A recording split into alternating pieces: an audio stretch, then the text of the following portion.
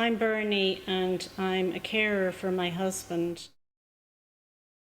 My husband was diagnosed with Huntington's disease in 2002, and it's a slow progressive disease, and it affects the sufferer cognitively, emotionally and physically. My name is Ruth and I care for my son Michael, who is 12. So Michael was born with cleft palate, and that's when we started on the road, really. My name is Vincent and I'm caring for my wife who has Alzheimer's.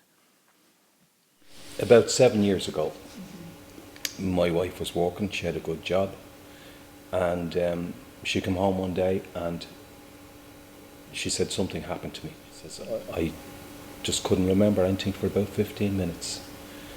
So I said, that's not good, we'll get you to the doctor. He told her she was losing her memory. And myself, I thought, well, she's just going to become forgetful, not realising the seriousness of her complaint.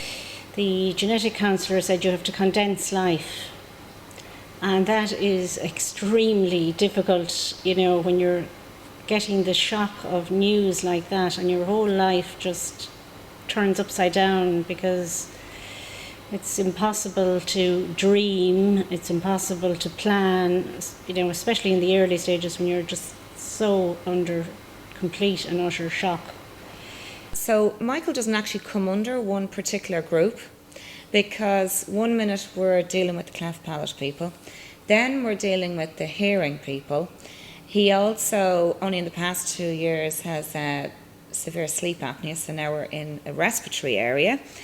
And when he was about, I suppose, 3, he was diagnosed with a mild, borderline to mild learning disability that we had no idea was coming either. I realised I was a carer when my wife got slowly worse with her disease. For about the first 2 years, it was okay, but she began to forget more things and became angry, and she would wander off. I would have to lock doors, lock windows, and I would have to, when we'd go shopping, she came out of the shop one day with a packet of biscuits in her hand. But ever since then, I had to watch everything that she did, so I became a 24-hour carer then. Well, the funny thing is, I didn't really think that I was a carer, and I'd say this is quite common amongst parents. With, I think, probably any parent of a child that's born different, the challenges aren't always immediately apparent. They kind of just keep popping up along the way. You kind of don't realise at the time that everything is going to change, a lot of it for the better. It's not just the disability that you're dealing with at the time. I suppose one of the things that caring does is it does heighten your emotions, because you feel a lot of different emotions. The emotions that I have felt primarily would be loss and loneliness, and it can be a lifelong struggle to deal with those. Plus you have the burden of being everything for a family.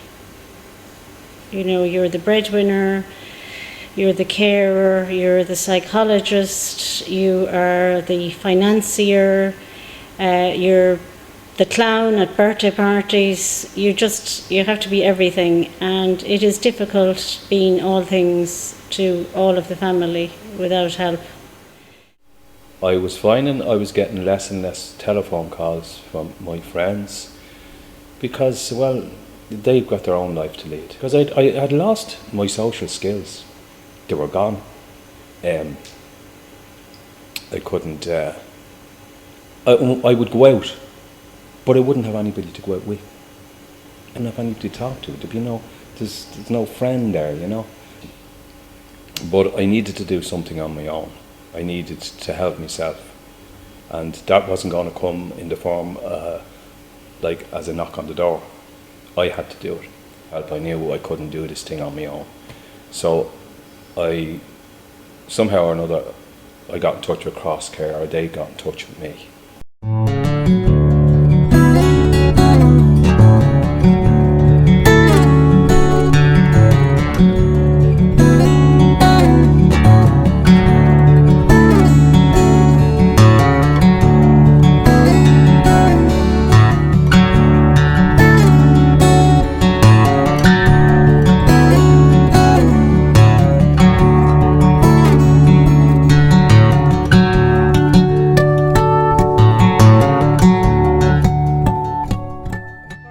When I saw the notice in my local church for CrossCare as a meeting place for carers, I thought, well, I'm not a carer, that doesn't apply to me. And, you know, I kind of registered in here somewhere, but I said, I'm not a carer.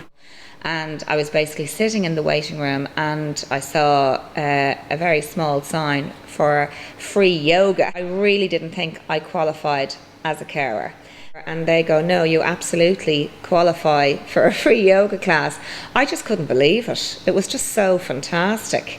And that I didn't have to fall into a category for CrossCare in order to actually just go and have a cup of coffee with other carers in CrossCare.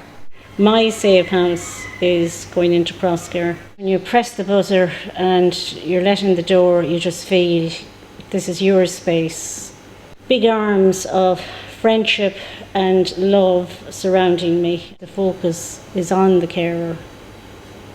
And often it's just something as simple as, you know, listening and being able to say how you feel.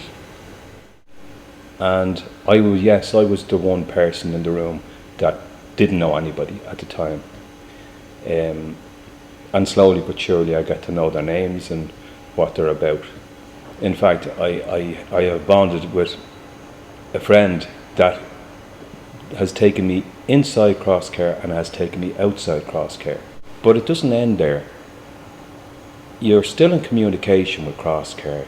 You get a newsletter, and you'll get a phone call, and you'll get a text to say, well, how are you, and how are things? Because there are so many different people caring for people with so many different issues. On one hand, you can come and talk about whatever issue affects you. On the other hand, you can come along and not talk about it at all. And it's hugely important that people realise that about CrossCare. It doesn't matter who you're caring for. It doesn't matter how mild or severe. The fact that you actually are doing things outside what other people do in their day-to-day lives, in making someone else's life easier, or helping them physically or mentally and getting them to the appointments and whatever. It doesn't really matter what kind of carer you are. CrossCare, you're welcome at CrossCare. You can cry, you can talk, but for me also you can laugh, because often as a carer people think, you know, you're not supposed to have fun, you're not supposed to enjoy yourself.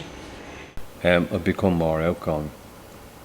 I want to do more things, because not having an interest in sport, I have an interest in music and electronics and stuff like that, but my friendship is not with the lads, and Bob probably suffered for that too.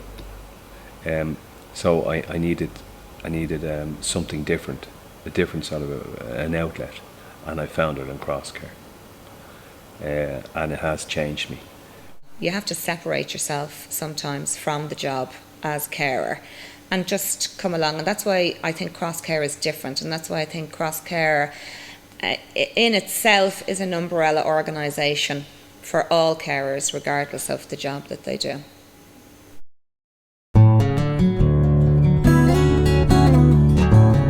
The support, The communication, Inclusive, solace, the security, caring, my sanctuary, and the friendship. and fun.